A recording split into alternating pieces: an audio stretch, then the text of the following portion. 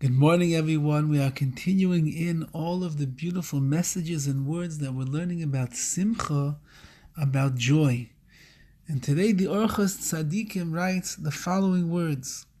He's speaking about the Tiferes, the beauty and the glory that the Neshama, the soul of a person, feels.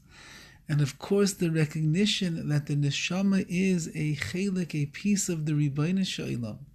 That itself, the more that a person recognizes and sees that and realizes that, the greater is going to be the level of satisfaction and the simcha that a person feels inside. And he writes, Ube'eis ashehi misrei memes, at the time that the neshama is elevated, umis gadeles, and it becomes greater and it grows, umis gageles lada'as kedushas yotzra,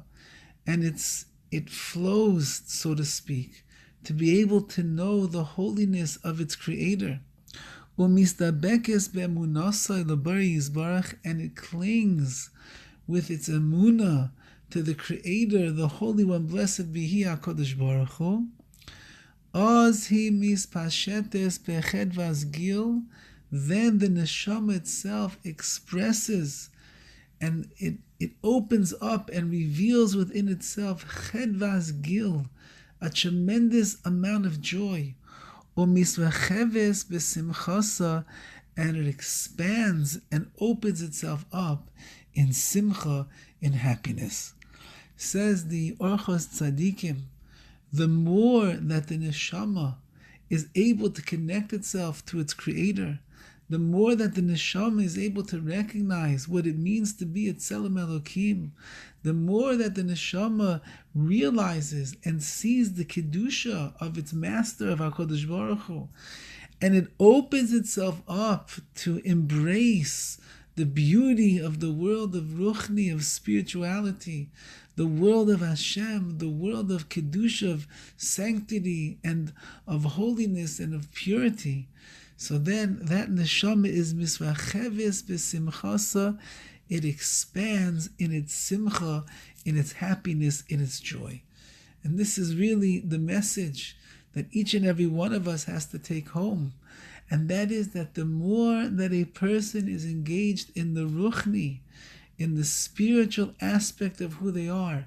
and the spiritual aspect is the neshama, which is a chelik, which is a part of HaKadosh Baruch Hu. The more that they are engaged in that part of their world, the greater is going to be the levels of simcha that they're going to feel,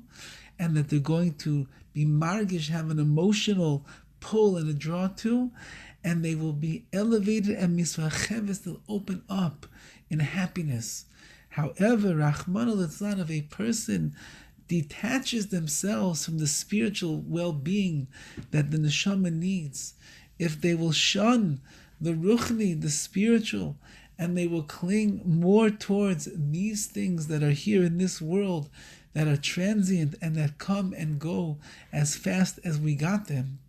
then a person is going to have a very hard time being misracheves, expanding their horizons of real, true simcha that they can have in their life. So our goal is, be'ez Hashem, as we continue to acknowledge the beautiful Tzelem Elokim that HaKadosh Baruch has given us, and we see, as we pointed out yesterday from the Chazon Ish, the tremendous opportunity and privileges that we have in the mitzvahs which were created for us to elevate our neshamas and attach us to HaKadosh Baruch Hu. The more that we live our lives in that direction and that focus, the greater is going to be the levels of simcha that we're going to enjoy in this world. And of course, the ultimate simcha in the world to come, when a person will reap